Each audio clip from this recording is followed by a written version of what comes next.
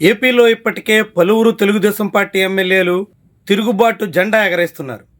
TDP అధిష్టానాన్ని ఏమాత్రం ఖాతరు చేసే ఉద్దేశంతో కనిపించట్లేదు. ఇప్పటికే ఉమ్మడి కృష్ణా జిల్లాలో తిరువూరు ఎమ్మెల్యే తీరు తెలుగుదేశం పార్టీకి తలనొప్పిగా తయారైంది.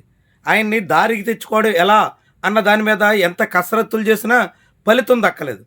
ఇప్పుడు ఆయనకు తోడుగా గన్నవరం నియోజకవర్గం నుంచి తొలిసారిగా గెలిచిన యార్లగడ్డ వెంకట్రావు తీరు కూడా తెలుగుదేశం పార్టీకి శిరోభారంగా మారుతోంది. ఆయన కూడా పార్టీ అధినేతకు ముఖం చూపించడానికి కూడా సిద్ధం కాలేదు. చివరికి తన సొంత నియోజకవర్గంలో జరిగిన కార్యక్రమానికి సైతం ఆయన పూర్తిగా దూరంగా ఉన్నారు. తద్వారా టీడీపీ నేతల తీరుతో తన అసంతృప్తిని, అసహనాన్ని బాహాటంగా వెళ్ళగక్కే ప్రయత్నం చేస్తున్నారు. సహజంగా ఎప్పుడైనా ఒక ఎమ్మెల్యే తన జిల్లాకు ముఖ్యమంత్రి వస్తున్నారంటే ముందు వరుసలో ఉండి స్వాగతం పలికే ప్రయత్నం చేస్తారు. కానీ తన పక్కనే ఉన్న నియోజకవర్గం గుడివాడలో ముఖ్యమంత్రి చంద్రబాబు పర్యటిస్తుంటే గన్నవరం ఎమ్మెల్యే యార్లగడ్డ వెంకట్రావు మాత్రం ఎక్కడా కనిపించలేదు. కనీసంగా ముఖం చూపించడానికి సైతం ఆయన సిద్ధం కాలేదు.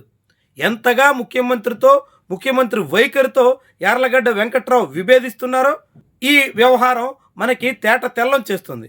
పోనీ గుడివాడ నియోజకవర్గంలో జరిగే కార్యక్రమం కాబట్టి వీలు కాక హాజరు కాలేకపోయారు అని అనుకుంటే, తన సొంత నియోజకవర్గంలోనే గన్నవరం ఎయిర్పోర్ట్లో జరిగిన కార్యక్రమానికి కూడా కేంద్ర మంత్రి తన పార్టీకే చెందిన రామ్మోహన్ నాయుడు హాజరైనా అక్కడ కూడా వెంకట్రావు గైర్హాజరయ్యారు. అంటే అటు సీఎం అయినా ఇటు సెంట్రల్ మినిస్టర్ అయినా ఎవరైనా కానీ తాను ముఖం చూపించేదే లేదు అన్నట్టుగా యార్లగడ్డ వైఖరి కనిపిస్తోంది.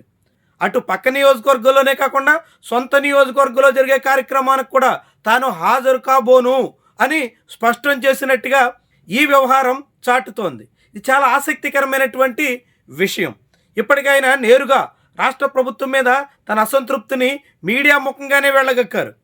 విజయవాడ ఎయిర్పోర్ట్ టెర్మినల్ నిర్మాణ విషయంలో 80% వర్క్స్ని 300 కోట్ల రూపాయలతో పూర్తి చేస్తే మిగిలిన 20% వర్క్స్ కోసం దాదాపు 200 కోట్ల రూపాయలు పైబడిన మొత్తాన్ని వెచ్చిస్తున్నట్టుగా ప్రకటించి, అది కూడా వైఎస్ఆర్సీపీ నాయకుడికి అనుకూలంగా ఉన్న సంస్థకి కాంట్రాక్ట్ ఎలా ఇస్తారు అంటూ ప్రశ్నించారు. తాను పార్టీ కోసం పడిన కష్టానికి ఇదా నాకు గిఫ్ట్ అని కూడా ఆయన నిలదీశారు. ముఖ్యమంత్రి చంద్రబాబు నాయుడు ఆయన పేషీలో సాగుతున్నటువంటి వ్యవహారంగా దీన్ని నేరుగా యార్లగడ్డ వెంకట్రావు భావిస్తున్నారు.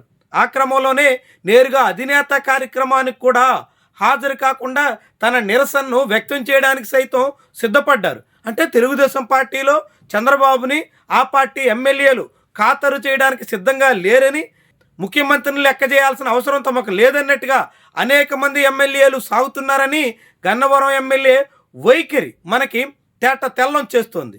ఈ వ్యవహారం మీద ఇప్పటికే వైఎస్ఆర్సీపీ గన్నవరం మాజీ ఎమ్మెల్యే వల్లభనేని వంశీ కూడా స్పందించారు. ఈ కేసులో ఎలా కాంట్రాక్ట్ ఇచ్చారన్నది విచారించడం కోసం నేరుగా సిబిఐ దర్యాప్తు కోరదాం అని ఆయన ముఖ్యమంత్రికి లేఖ కూడా రాశారు. యార్లగడ్డ వెంకట్రావు బాహాటంగా స్పందించిన రాష్ట్ర ప్రభుత్వం నుంచి ఉలుకు పలుకు లేదు. నేరుగా లేఖ రాసిన వల్లభనేని వంశీకి సమాధానం ఇవ్వడానికి ప్రభుత్వ వైపు నుంచి ఏమాత్రం ముందుకు రావట్లేదు. అంటే గన్నవరానికి చెందినటువంటి ఎమ్మెల్యే, మాజీ ఎమ్మెల్యే ఇద్దరూ చేస్తున్నటువంటి వాదనలో ఎంత వాస్తవం అన్నది స్పష్టం చేయడానికి అధికారికంగా ప్రభుత్వ పెద్దలే వెనకాడుతున్నటువంటి వైనం చూస్తుంటే ఇందులో చాలా పెద్ద స్థాయిలో వ్యవహారం నడుస్తోంది అనే అనుమానాలకి ఆస్కారం ఇస్తుంది. ఇదంతా చంద్రబాబు పర్యవేక్షణలోనే సాగుతుందా అనేటువంటి సందేహాలకి ఊతమిస్తుంది. ఏమైనప్పుడు కూడా రాష్ట్ర ప్రభుత్వం తన పార్టీ ఎమ్మెల్యే చేసిన ఆరోపణలు సైతం కనీసం తిప్పికొట్టకుండా, పోనీ వాటిని పూర్తిగా విచారించడానికి పూనుకోకుండా దాటవేత దూరంలో సాగుతున్నటువంటి వైనం విడ్డూరంగా కనిపిస్తోంది. రాజకీయంగా గన్నవరంలో తెలుగుదేశం పార్టీకి ఇది చాలా పెద్ద స్థాయిలో అవరోధంగా మారే అవకాశం అయితే ఉంది. అదే సమయంలో యార్లగడ్డ వెంకట్రావు కూడా తాను చెప్పినట్టుగా, తాను ఆశించినట్టుగా అధిష్టానం సాగకుండా, తనకు ఏమాత్రం ప్రమేయం లేకుండా అక్కడ భారీ మొత్తంలో ముడుపులు దండుకుని పెద్ద స్థాయిలో కాంట్రాక్టులు కట్టబెట్టే ప్రయత్నం చేస్తున్నారు అని కలత చెందుతున్నటువంటి తరుణంలో టీడీపీ అధిష్టానం నుంచి ఇలాంటి స్పందన చాలా అనూహ్యంగా భావించాల్సి ఉంటుంది.